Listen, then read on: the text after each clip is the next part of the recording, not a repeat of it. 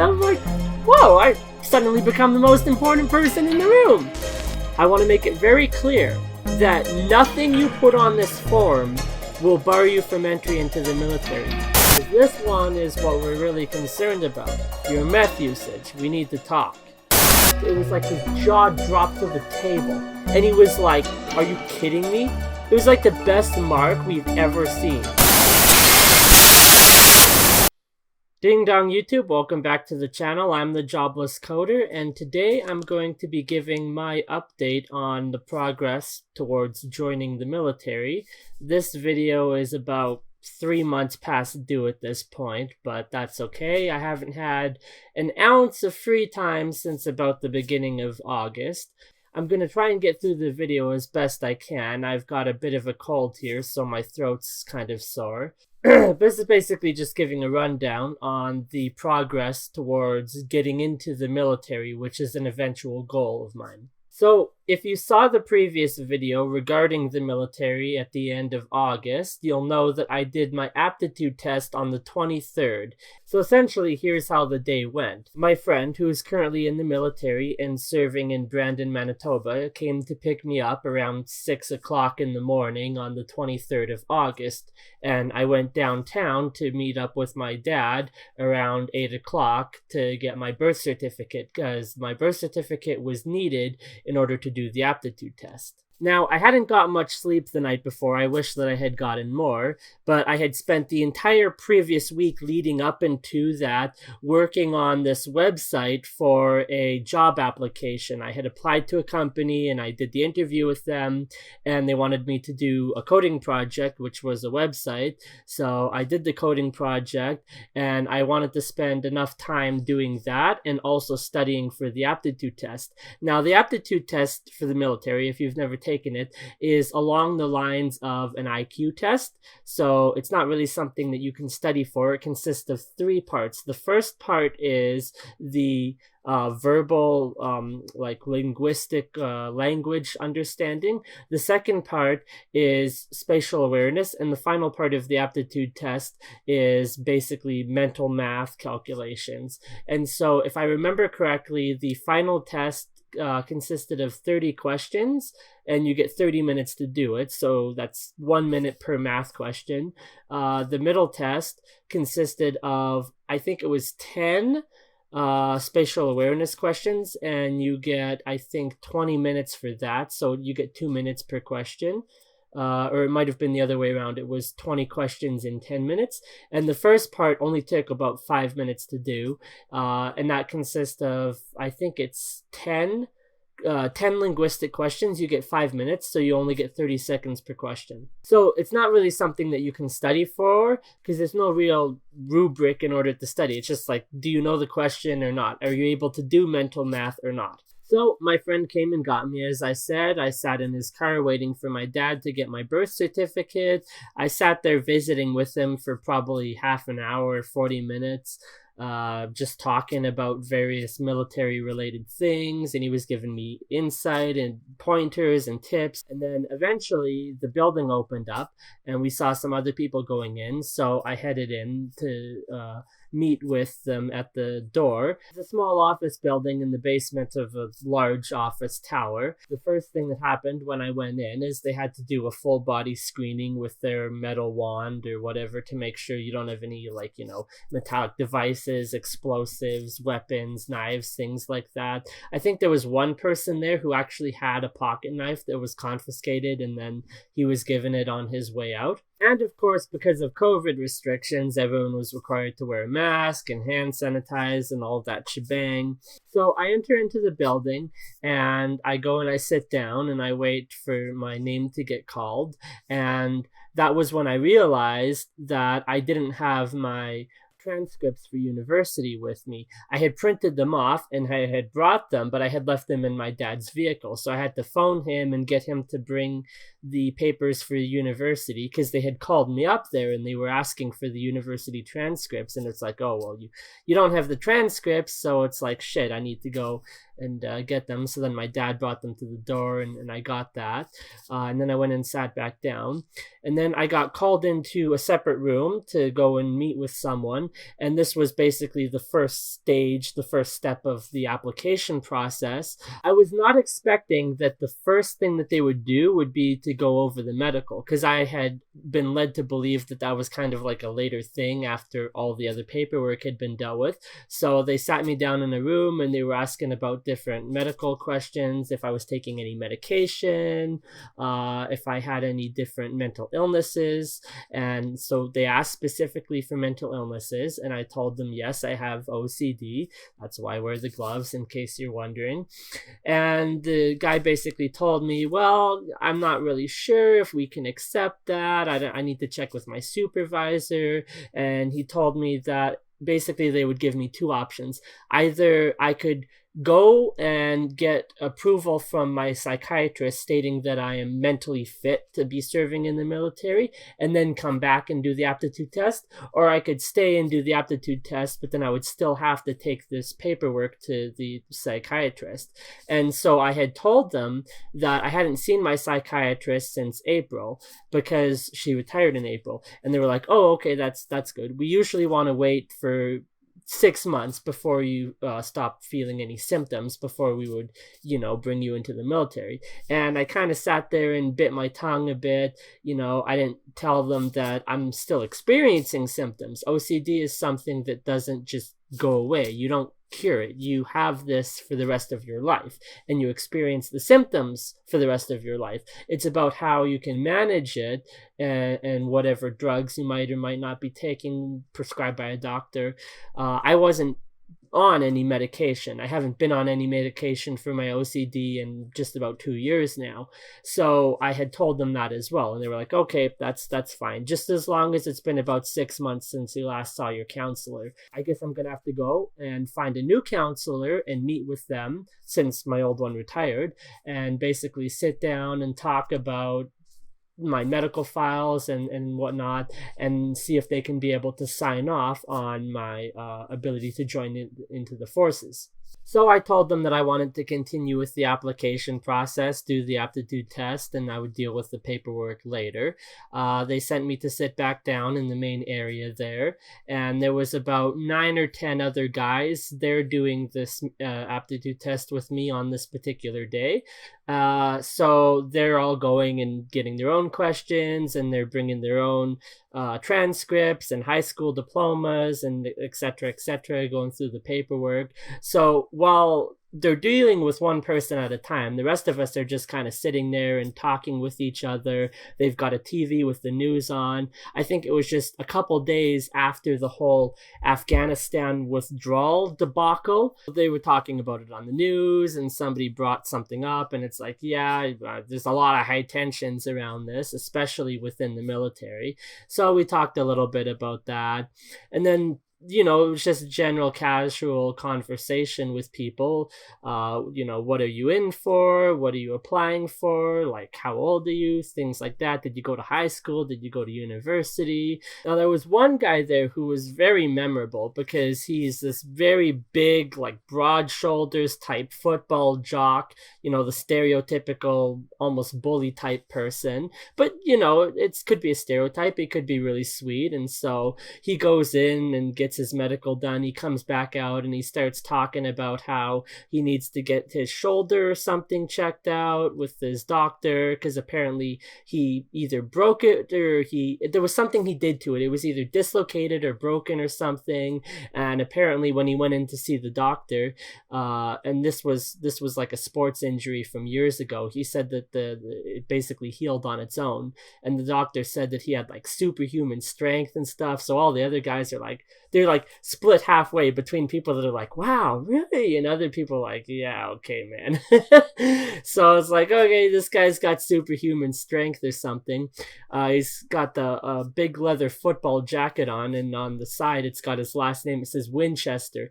And so there was somebody else that made a comment, oh, you see that other guy? His name is Winchester. And somebody was like, yeah, man, if you're applying for the military and your last name is Winchester, you should just automatically get in. So then this Winchester guy starts talking about how he wants to be a tank mechanic, and he doesn't really know much about the military other than he's got a cousin or two that served in the military. They went to Afghanistan or Iraq or someplace, and he's like, oh yeah, they came back and they got crazy PTSD now. It's like, holy shit, man. Okay, yeah. All right. So yeah, he's talking about that. And then somebody brought up that they've been waiting to do this aptitude test for 10 months now. And somebody else was like, whoa, really? You've been waiting 10 months? And it's like, yeah, well, I mean, everything's been shut down due to COVID. The restrictions have been in place. It's made the job very difficult to schedule these things. And then somebody else was like, oh, really? Because I applied a month ago. And I was sitting there, I was like, really? Because I applied 2 days ago. Literally 2 days ago, I was on the phone asking about joining, and then they sent me an email and they're like, come in on the weekend. We'll give you the aptitude test. And it was like, bing, bang, boom, done. And it was like, holy shit.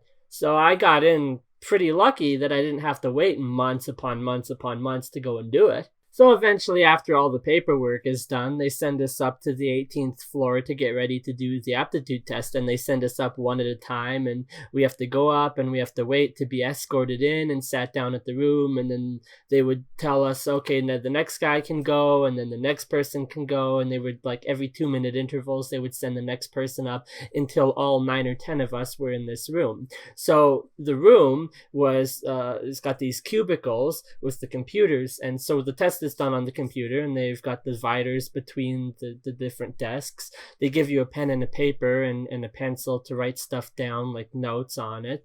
And so there's headphones that you put on, and you go through this whole briefing seminar. And considering the first test only takes 5 minutes to do, and the briefing is like a full 15 minutes or more leading up to it, like you watch a video about the military, and then there's another video talking about the policies of the aptitude test. It's all very serious, you know, like if you copy any information about the test, if you smuggle out answers, if you try and make a cheat sheet to give to somebody else, like you will be investigated by the RCMP. They'll bring in the authorities. They'll conduct a whole investigation. You'll automatically be barred from joining. And so it's like, it's very serious. They don't want you to be cheating or anything of that nature. So they go through, and then everyone starts at the same time. They do the 5 minutes for the first test, and then that test ends, and then you get the 10 minutes for the next test, or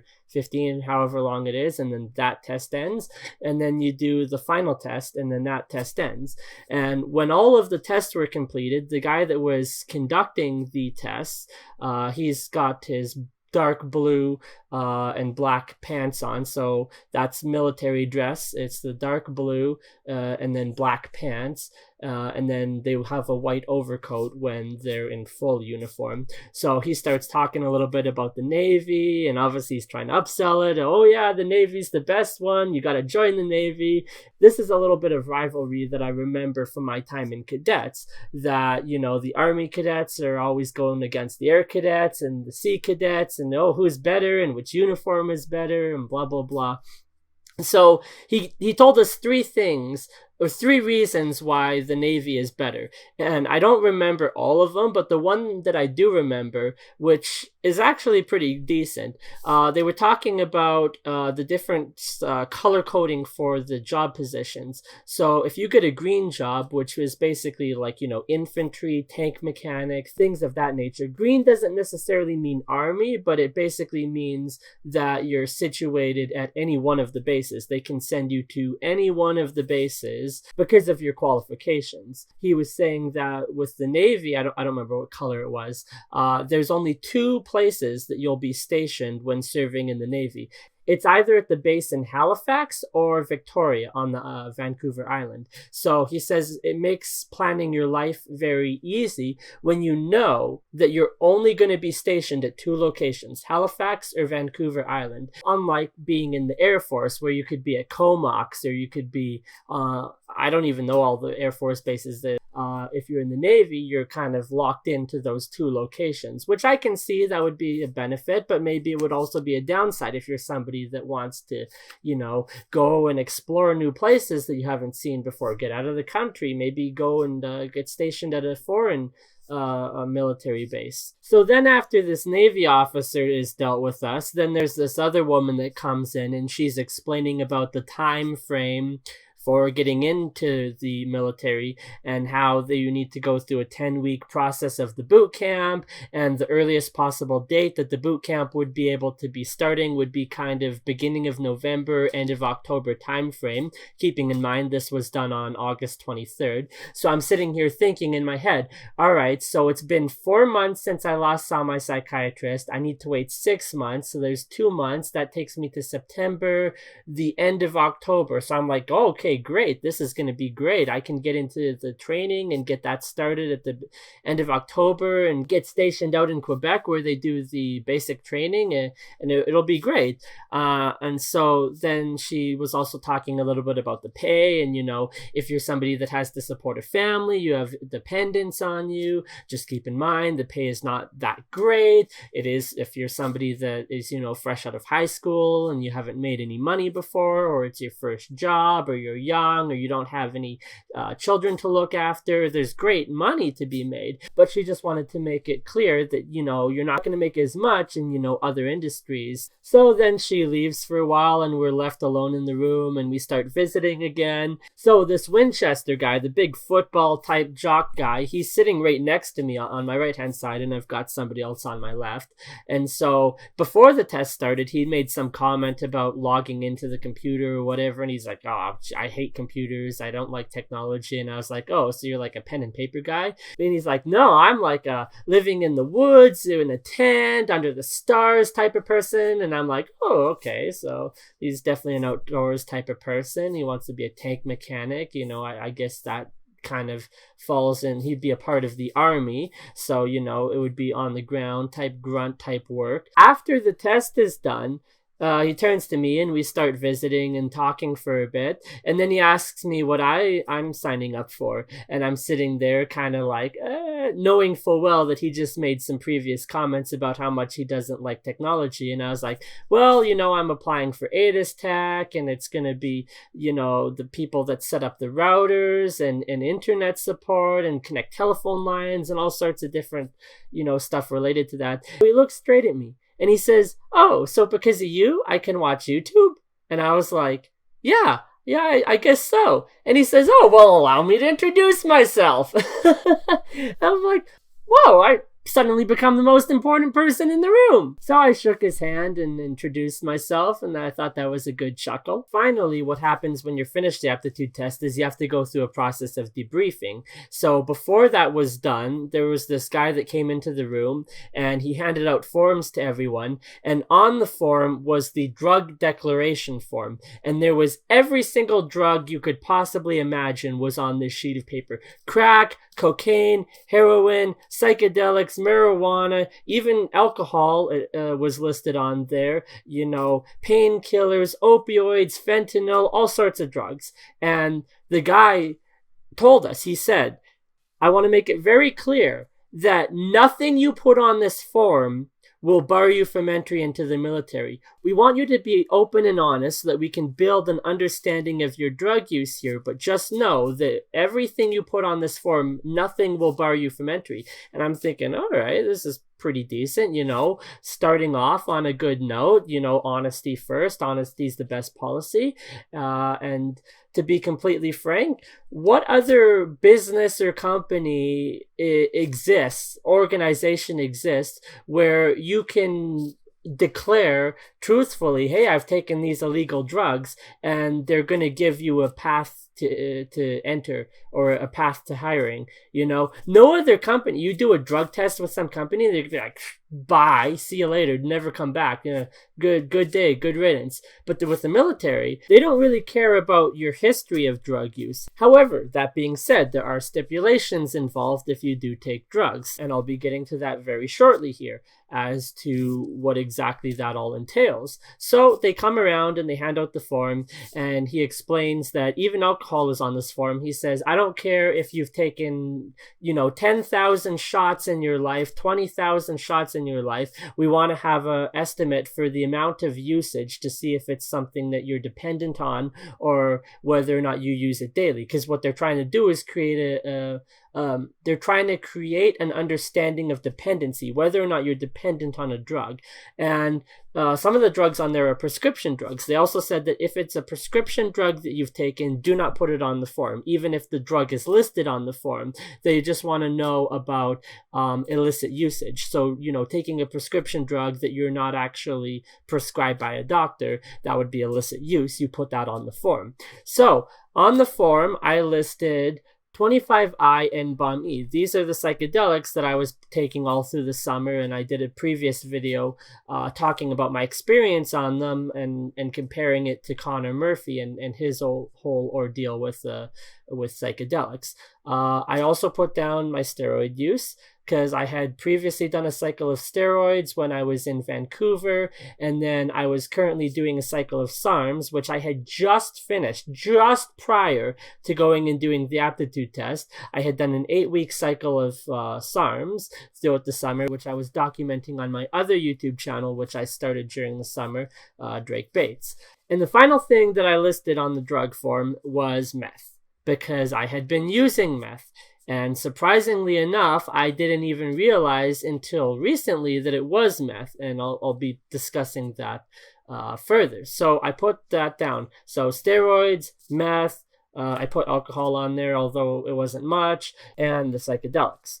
So then they take the forms and they start ushering people out of the room to go in and meeting with the career counselors, and they send them out one at a time. And I think I was either the last person or the second last person in the room. And when I was ushered out and I went in and sat down for a meeting with the career counselor, and he asked me, oh, well, how did the aptitude test go? And I was like, I don't know. I mean, I ran out of time and I didn't finish. There was a couple questions. I had to rush and guess at the last one, which, there was half an hour for the math questions. And I guess my brain just wasn't working because I took like 2 minutes per question almost. So then at the end, I just went through and guessed 10 questions. And I was like, I don't think I did that well. And I will never forget the look this man had on his face. Even with the mask on, even though we were both wearing masks, it was like his jaw dropped to the table. And he was like, are you kidding me? It was like the best mark we've ever seen, or one of them at least. He told me, and he ran down. He said, oh, for the language comprehension, you were above average on that. For the spatial awareness, you were excellent. For the mental math calculations, you were way above average. It was like one of the best marks they've ever seen. I was like, whoa, okay, this is really cool. And so the guy was telling me, we want to hire you. We want you to come and work for us. However, there are some issues that need to be addressed. And so he pulls out this drug form that I just filled out not more than 5 minutes ago. And I'm like, yeah, okay. So he ran through the list there, and he was saying, I don't even know what the hell this one is, the 25I and Bomb-E. He says, it looks manufactured. And I said, yes, sir, it is a manufactured chemical. It is a psychedelic drug. And he was like, whatever. And then you see the steroid use, and he's like, we don't really care that much about that, but you took it recently. And then he flips it over. He says, this one is what we're really concerned about, your meth usage. We need to talk. Now, I had mentioned it earlier that I didn't even realize until recently that's exactly what I was taking. My first time taking meth was in Vancouver. And, well, I guess I should start with the beginning. Why would you take meth in the first place? Well, for starters, I didn't know that it was meth. I hook up with guys. I'm gay. I hook up on an app called Grindr. And I would say that 25 to 30% of the guys on this app use a compound. They smoke a compound called T. And T is short for Tina, and it's basically crystal meth. So the first time I had tried this compound, I had hooked up with somebody in Vancouver, and it was in the Coquitlam area, and I went to his workshop or whatnot, where he works, and it was, I swear to God, it was like this costume shop for Halloween decorations and costumes. And so you go in there, and there's like props on the wall, and like, all sorts of like knives and blades, like and face fake like blood everywhere, and zombies and vampires and things like that. It was a really freaky, and then it's dimly lit too, so it's like this is not an ideal place to go and get hooked up with someone. But we go into a back room, and I'm in there with him for probably about 2 or 3 minutes, and I'm having performance anxiety. I'm unable to perform adequately, and so he's like, "Oh, well, maybe you should smoke this thing. It'll help you. It'll help you calm down and relax." And to be completely honest, I do have major performance issues in the bedroom, if you can call it that. Mostly because of my anxiety, and when your anxiety's up here and you can't calm down, you can't adequately perform. So he's like, well, bring your anxiety down, we're going to smoke this thing, is Tina. And I was like, he didn't even say the full name, I think he just said T. I was like, T, what the hell is that? He says, it's tea. And I was like, tea? I'm smoking tea? Like what? Like tea? And he says, no, it's tea. And it's like, okay. So he pulls out this glass pipe and he puts in the crystals and he heats it up, and then he smokes it, and then I smoke it. And the bizarre thing about crystal meth is that I hardly feel any impact at all on it. But it's also weird because it also does impact me and I don't realize it. And I'm wondering if perhaps that might be one of the reasons why it's such a dangerous compound, is because it gives you a high where you don't realize you're high. So when I took the psychedelics, for example, it was like, yeah, you know that you're high because the whole world's going woo like this, and the walls and the ceiling and the floor is all moving, and you go to another dimension, and you experience the out of body, the ego death. So like, something's up. When I smoke tea, it's like, hardly anything. I don't even know if it does calm me down like I was told that it would. So after about 2 minutes, the guy was like, oh, it's not working out. I don't think this is going to work out. It's probably best for you to leave. And I was like, oh, man. And I felt pretty bummed out. And for me, I was like, what do you mean? It's been like 2 minutes. And the guy looked at me and he said, it's been like 2 hours. And I was like, what?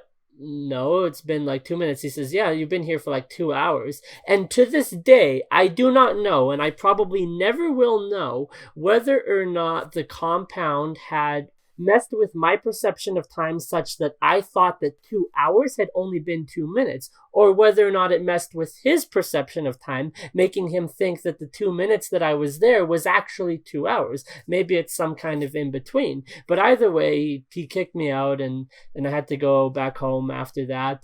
And then it was like, I didn't think twice of it. It was like, okay, cool. I didn't even know what the compound was. The next time that I encountered tea was with another guy in Calgary, and I had gone to a hotel, and he pulled out this black bag and he opens it up, and it's the same glass pipe in there, a small glass pipe with a little bobble, and then the tube that comes down the end of it. And so I smoked it with him, and it was all right. And then there was a couple other times in Calgary that I smoked it, and the one and only time that I smoked tea outside of it being pertaining to sex, I had gone down to the casino in Calgary for one of the pancake breakfasts in the summer for the Stampede. And on the way back, it was so brutally hot. I just was exhausted. I couldn't walk anymore. My feet were hurting from walking this large amount of distance.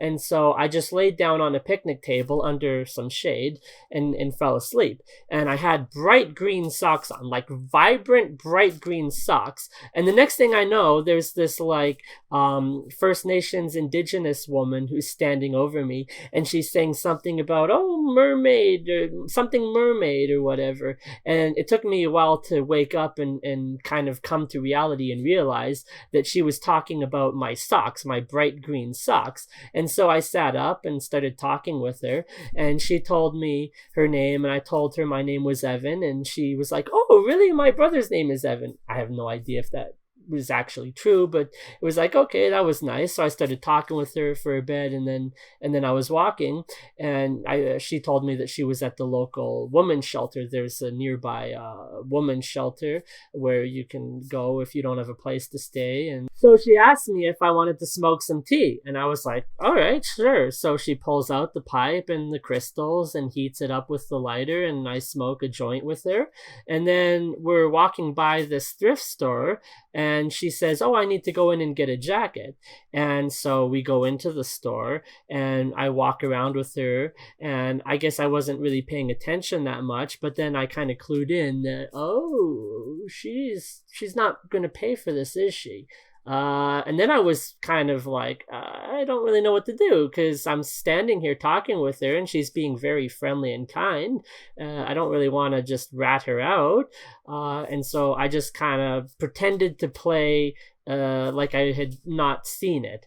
And she put the jacket on, and then we wandered around a bit more. And, I figured, if the people at the front counter complain or they phone the authorities, I'm just going to be like, I don't know this woman. I just came in with her. I met her 5 minutes ago, which is the truth, and just go from there. So I walk out of the store. She takes the jacket out without paying for it. And, I would have probably bought her the jacket if I actually had any money in my bank account at the time. I think I had maybe $10 at most.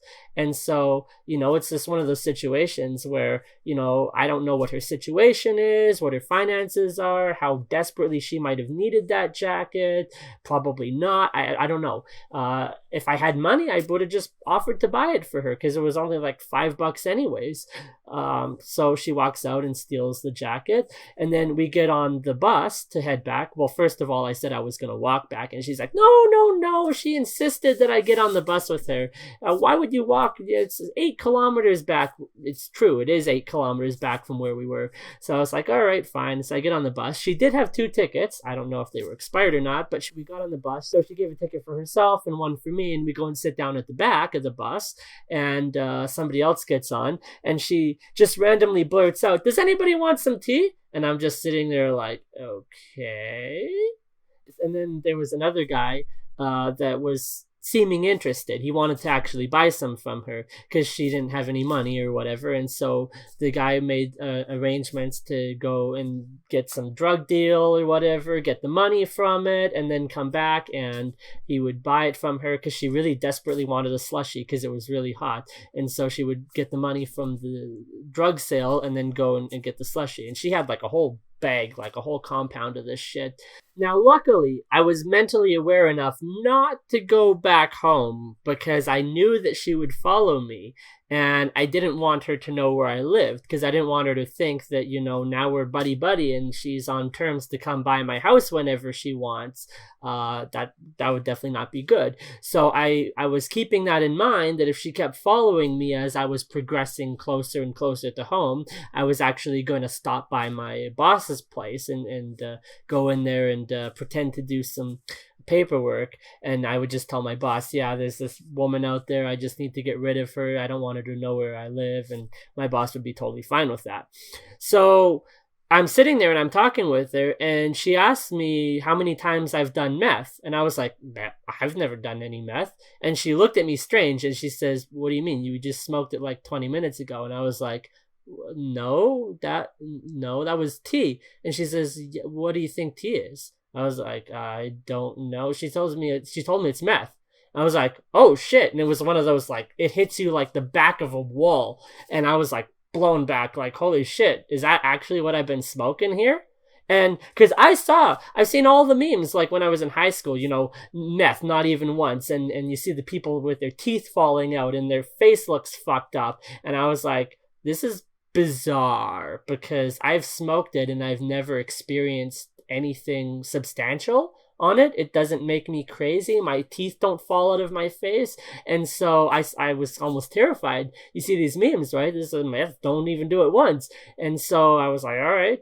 And it is, I guess, a serious thing, especially if you're going to get into the military. So here I am sitting across the desk from this officer, and I'm telling him, well, I mean, like, I did smoke meth. I mean, I smoked it last week when I I didn't tell him why I smoked the meth. I didn't tell him that I hook up with guys and smoke meth, but I did tell him that it doesn't have any impact on me. And he was like, "Well, even if that's the case, we don't want you to be taking it." And I was like, "All right, that's fine." And so he told me, and this is partly me reading into it because he didn't explicitly state this, but I have the feeling that the time frame between finding out about drug usage and getting sober is actually meant to be a year, but he told me to wait 6 months. And I think the reason that he told me to wait such a short amount of time before reapplying to join is because of the particular career that I signed up for, ADIS Tech, which they are desperate, absolutely desperate for this kind of talent.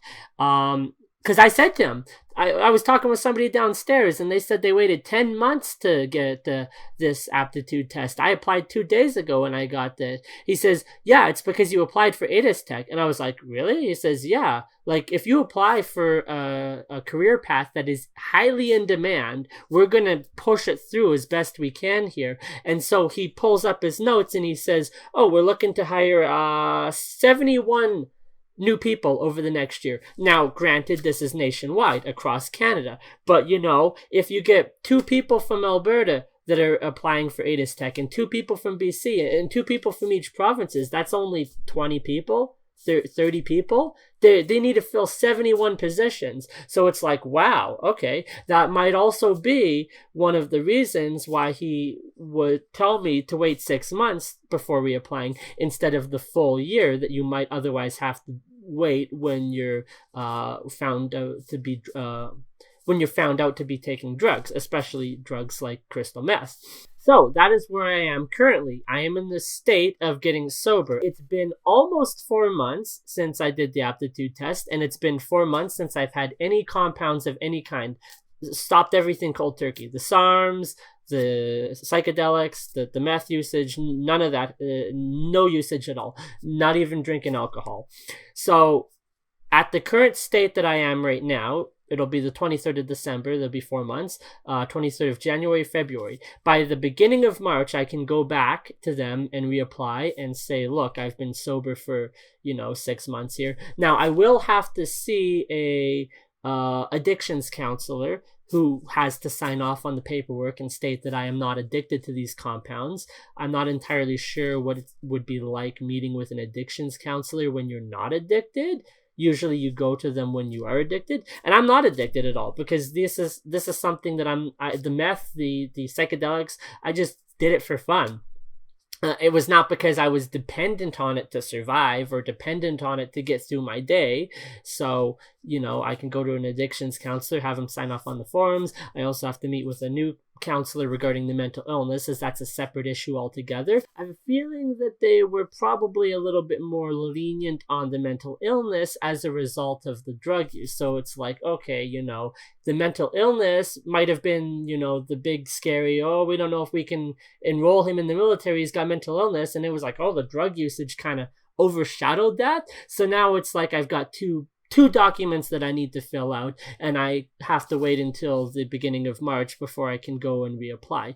The other concern that he brought up was whether or not you had any debts or anything like that. And I was like, "Well, I do have debts." He says, "All right, well, how much?" I said, "Well, I've got about $18,000 to $20,000 worth of student debt." And he's like, "Forget it. We don't care about student debt." And I was like, "All right, well, I also have $1,500 credit card that went to collections and another $1,000 credit card that went to collections." And he was like, "Oh, okay, let me just stop you there." He says, "Because the value of your debt is over $2,000, you're going to need to pay it off before we can consider you coming in." And I was like, "Oh, okay." And at the time, I didn't have anything lined up to be paid. I did at the beginning of September get a position working for an individual on a game, and this is the logo of his art company. He is a furry. His name is Jason Effects, and I am the lead developer on Bareback Streets, if that means anything to you at all. So I'm working on bareback streets. I'm getting paid every month to do it. I'm putting the money aside to pay off my debt so that I can get into the military, because I've got about $6,000 worth of personal debt that needs to be paid off before I can get in. And I'm about 2 months away from paying that off. So I'm basically right on schedule here to get it paid off by the beginning of March. Afterwards, my dad picked me up and I had to explain to him that I had been doing drugs and therefore I had to wait to get sober and wasn't allowed to join right away. And it also threw my plans right out the window, because I knew that I was on the verge of getting evicted from my roommate.